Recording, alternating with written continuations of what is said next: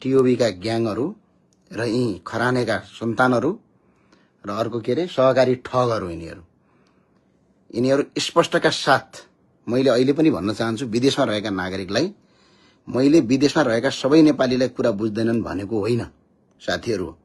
मेरो भनाइ विशेष गरी टिओबी ग्याङ, गाँजा खाने गजेडीहरूको ग्याङ, सहकारी ठगहरूको ग्याङ, डिप्रेसनका रोगीहरू, खराने ग्याङका अन्ध समर्थकहरूप्रति हो जो देश विदेशमा छरिएर बसेका छन्, जो अरूको चरित्रमाथि आक्रमण गरेर अपमानजनक सामग्री बनाएर वा विवाद सिर्जना गरेर पैसा कमाउने काम गर्छन्। यिनीहरूको मोनिटाइज भएको छ र पैसा कमाउँछन्। यिनीहरूले बनाएको भिडियो र प्रयोग गरेका शब्दहरू यिनीहरूका बाउआमाका अगाडि र यिनीहरूका दिदीबहिनीका अगाडि बसेर हेर्न वा सुन्न पनि सुहाउँदैन र सकिँदैन र यिनीहरू यति फोहोरी छन् र यिनीहरूमा मानिसमा हुनुपर्ने कुनै गुण छैन। जसले महिलाको सम्मान गर्दैन, राष्ट्रको गरिमाको सम्मान गर्दैन, फरक विचार राख्नेहरूको त्यस्तो प्रवृत्तिको सम्मान गर्दैन, विदेशमा रहेका गर्दैन, तिनीहरूलाई मैले भने हो। विदेशमा रहेको एकजना मान्छेलाई पनि मैले त्यस्तो भने होइन। सिधा मैले भने अहिले पनि यो कस्तो भने टिओबी ग्याङ, गाँजा खाने गजेडीहरूको ग्याङ र सहकारी ठगहरूको ग्याङ र डिप्रेसनका रोगी र खराने ग्याङहरूका अन्ध समर्थकलाई भने हो। यी विदेशमा बसेका सबैलाई मैले भनेको होइन। अहिले जापानमा कार्यक्रम सफल भइसकेपछि ममाथि आक्रमण भयो भनेर झुटो समाचार फैलाइराखेका छन् यिनीहरूले र यो माथिको फोन नम्बर छ र यो भाइले झुटो समाचार बनाउँदै भिडियो बनाउँदै कन्टेन्ट क्रिएट गर्दै यो जताततै हल्ला फैलाइरहेको छ। र अहिले पनि भन्छु तिमी खराने ग्याङहरूलाई, टिओबी ग्याङहरूलाई, तिमीहरूलाई स्पष्ट मैले संसदमा जवाफ मागेका छु। दिन सक्ने हिम्मत, ल्याकत, ताकत यदि तिमीहरूको छ, हैसियत छ भने तिम्रा मालिकलाई संसदमा उभिएर दे भन। छ भने है तिमीहरूलाई नै पत्ता साफ खेलाएर जुम्लामा चुनाव जिताएर आएको हामी है। तिमीहरूकै पार्टीलाई 421 भोटमा रोकेर आएको हो।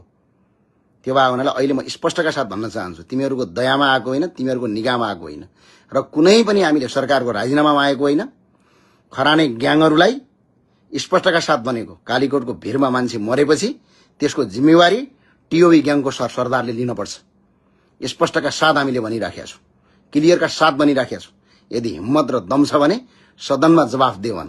देशभरि भरम फैलाएर हल्ला गरेर मजाक गरेर यो के गरेको तिमीहरूले? दम छ? ल आऊ, भोलि बिहान हामीले यहाँ तपाईँको नेगै भन्ने सहरमा कार्यक्रम गरिरहेछौँ। आऊ न अगाडि। आज जापानमा उभिन सक्यौ? तिमीहरूकै सांसदका अगाडि ठोकेर हिँड्यौँ त हामी। सक्यौ? अहिले पनि स्पष्टका साथ भन्न चाहन्छु कसैले प्रश्न राख्न नपाउने हो, प्रश्न गर्न नपाउने हो तिमीहरूलाई। प्रजातन्त्र यही हो। के भने छौँ हामीले? अरे यार रेस्पोन्सिबल बन, मान्छे मरेको छ त्यसको जवाब देऊ, त्यो भन्न नपाइने हो? तिमीहरू को हौ त्यस्तो? तिमीहरूमा क्षमता छैन। गाँजा खाने गजेडीहरूका ग्याङहरू, टिओबीहरू, साला सहकारी ठगहरू। तरिका हुन्छ नि एउटा कुरा, कुनै पनि चिजको एउटा तरिका हुन्छ, तरिका हुन्छ कुनै पनि चिजको। त्यो भए हुनाले अहिले पनि म के भन्न चाहन्छु भने जापानमा म सुरक्षित छु दाजुभाइ हो, केही फरक पर्दैन। यिनीहरू कराए मात्र होइन, यिनीहरू सबै एक ठाउँ भएर पागल भएर यिनीहरू दौडेर डिप्रेसनको रोगी भने हामीलाई फरक पर्दैन। किन फरक पर्दैन भने यिनीहरूलाई नै पत्ता साफ गरेर आएको। मन्त्रीलाई अगाडि राखेर म खगेन्द्रजी जस्तो नमस्कार गरेर होइन कि अगाडि राखेर औँला ठड्याएर सिधै भन्छु एनओसी गर्नभन्दा अगाडि बिमा नगरी नेपालीहरू यहाँ ल्याउन पाइँदैन। त्यो हामी अगाडि बढाउँछौँ किनभने त्यो एउटा कुरा। अर्को वर्किङ भिसाको कुरा छ। अब नेपालबाट ल्याउने हेर्नुहोस् है, फेरि अरू कसैले गरे आउँदैन, हाम्रो वरिपरि भएकै मान्छेले गरे आउने है, टाढा मान्छेले गर्दैन। अब नेपालबाट तपाईँको कुक भिसा भनेर ल्याएर तपाईँको 2 लाख 3 लाख 4 लाख तलब हुन्छ भन्ने, यहाँ आएर 60,000 तलब दिने, 80,000 तलब दिने, तिनीहरूलाई कारवाही गर्ने हो नेपालमा। तिनीहरूको धन्दा बन्द गर्ने हो। त्यहाँभन्दा अरू दायाँ कुरो छैन। हामी निरन्तर खबरदारी गर्छौँ। हामी श्रम मन्त्रीसँग बस्छौँ, गृहमन्त्रीसँग बस्छौँ। आवश्यक पर्यो भने त्यसपछि मात्र हामी संसदमा यो खबरदारी गर्छौँ। हामी स्ट्रिक्ट भएर लाग्छौँ। यसपटक हामी दायाँ माया गर्छौँ। हामीले त्यसका लागि अहिले पनि हामी स्पष्टका साथ छौँ। बढी त सिट हाम्रो छैन, 5वटा सिट छ। तपाईँको यो भूमिमा आएर हामी बाचाका साथ भन्न सक्छौँ एकपटकको नेपाली सधैँको नेपाली भन्ने नाराका साथ हामी छौँ। यदि यो सरकारले वंशजको आधारमा प्राप्त गरेका नागरिकलाई संविधान संशोधन गरी सधैँको नेपाली बनाउने प्रस्ताव ल्याएर आउँछ भने यो सरकारको बहुमत पुग्दैन। 181 5 सिट थपेर 187 पुर्याइदिन्छु भनेर म बाचा र प्रतिबद्धता व्यक्त गर्न चाहन्छु। त्यो सदाका लागि हामी काम गर्छौँ। नेपाल आऊ मात्र भनेर मुखले हुनेवाला छैन। लगानी सुरक्षित हुन्छ हामी भनिराखेका छौँ। हुन्छ कसरी? लगानी कसरी सुरक्षित हुन्छ जबकि अहिले तपाईँकै अर्थमन्त्रीले नेपालमा विदेशमा रहेका नेपालीलाई नेपालमा लगानी गर्नुको सट्टा नेपालमा रहेका नेपालीलाई विदेशमा लगानी गर्ने राम्रो नीति तथा कार्यक्रम ल्याउनु, त्यो पढ्नुहुन्न कमसेकम। अनि कसरी हामीले नेपाल आऊ भन्न सकिन्छ? पहिला हामी ऐन बनाऊ, नीति बनाऊ, नत्र भने 100 दिनमा नेपाल आऊ भने जस्तो हुन्छ। यो आएर के गर्ने? परिवार त भेट्न आउनु होला, तर लगानी सुरक्षित हुन्छ। त्यसका लागि हामी नीति बनाउँछौँ, कानुन बनाउँछौँ, ऐन बनाउँछौँ। र फेरि अर्को कुरा के लाग्छ, टिओबीका ग्याङहरू र यी खरानेका सन्तानहरू र अर्को के अरे सहकारी ठगहरू यिनीहरू स्पष्टका साथ मैले अहिले पनि भन्न चाहन्छु, विदेशमा रहेका नागरिकलाई, मैले विदेशमा रहेका सबै नेपालीलाई कुरा बुझ्दैनन् भनेको होइन साथीहरू।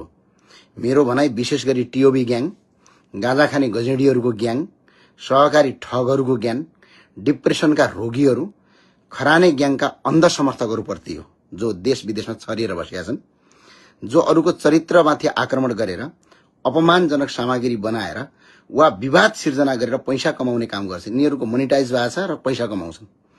यिनीहरूले बनाएको भिडियो र प्रयोग गरेका शब्दहरू यिनीहरूका बाउआमाका अगाडि र यिनीहरूका दिदीबहिनीका अगाडि बसेर हेर्न वा सुन्न पनि सुहाउँदैन र सकिँदैन। र यिनीहरू यति फोहोरी छन् र यिनीहरूमा मानिसमा हुनुपर्ने कुनै गुण छैन, जसले महिलाको सम्मान गर्दैन, राष्ट्रको गरिमाको सम्मान गर्दैन, फरक विचार राख्नेहरूको त्यस्तो प्रवृत्तिको सम्मान गर्दैन, विदेशमा रहेका गर्दैन। तिनीहरूलाई मैले भने हो, विदेशमा रहेको एकजना मान्छेलाई पनि मैले त्यस्तो भने होइन। सिधा मैले भने अहिले पनि यो कस्तो भने टिओबी ग्याङ, गाँजा खाने गजेडीहरूको ग्याङ र सहकारी ठगहरूको ग्याङ र डिप्रेसनका रोगी र खराने ग्याङहरूका अन्ध समर्थकलाई भने हो। यी विदेशमा बसेका सबैलाई मैले भनेको होइन। अहिले जापानमा कार्यक्रम सफल भइसकेपछि म माथि आक्रमण भयो भनेर झुटो समाचार फैलाइराखेका छन् यिनीहरूले।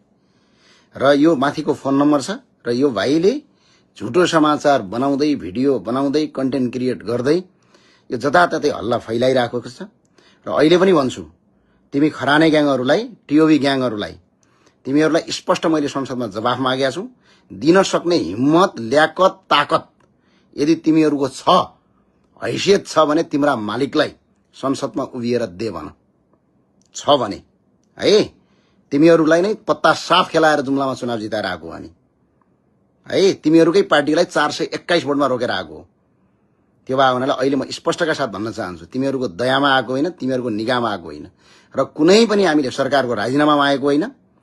खराने ग्याङहरूलाई स्पष्टका साथ भनेको, कालीकोटको भिरमा मान्छे मरेपछि त्यसको जिम्मेवारी टिओबी ग्याङको सरदारले लिनुपर्छ। स्पष्टका साथ हामीले भनिराखेका छौँ, क्लियरका साथ भनिराखेका छौँ। यदि हिम्मत र दम छ भने सदनमा जवाफ दे भन। देशभरि भरम फैलाएर हल्ला गरेर मजाक गरेर यो के गरेको तिमीहरूले? दम छ? ल आऊ, भोलि बिहान हामीले यहाँ तपाईँको नेगै भन्ने सहरमा कार्यक्रम गरिरहेका छौँ। आऊ न अगाडि। आज जापानमा उभिन सक्यौ? तिमीहरूकै सांसदका अगाडि ठोकेर हिँड्यौँ त हामी। सक्यौ? अहिले पनि स्पष्टका साथ भन्न चाहन्छु, कसैले प्रश्न राख्न नपाउने हो, प्रश्न गर्न नपाउने हो तिमीहरूलाई? प्रजातन्त्र यही हो? के भनेका छौँ हामीले? अरे यार, रेस्पोन्सिबल बन। मान्छे मरेको छ, त्यसको जवाब देऊ। त्यो भन्न नपाइने हो? तिमीहरू को हौ त्यस्तो? तिमीहरूमा क्षमता छैन। गाँजा खाने गजेडीहरूका ग्याङहरू, टिओबीहरू, साला सहकारी ठगहरू। तरिका हुन्छ नि एउटा कुरा, कुनै पनि चिजको एउटा तरिका हुन्छ, तरिका हुन्छ कुनै पनि चिजको। त्यो भए हुनाले अहिले पनि म के भन्न चाहन्छु भने जापानमा म सुरक्षित छु दाजुभाइ हो, केही फरक पर्दैन। यिनीहरू कराए मात्र होइन, यिनीहरू सबै एक ठाउँ भएर पागल भएर यिनीहरू दौडेर डिप्रेसनको रोगी भने हामीलाई फरक पर्दैन। किन फरक पर्दैन भने यिनीहरूलाई नै पत्ता साफ गरेर आएको।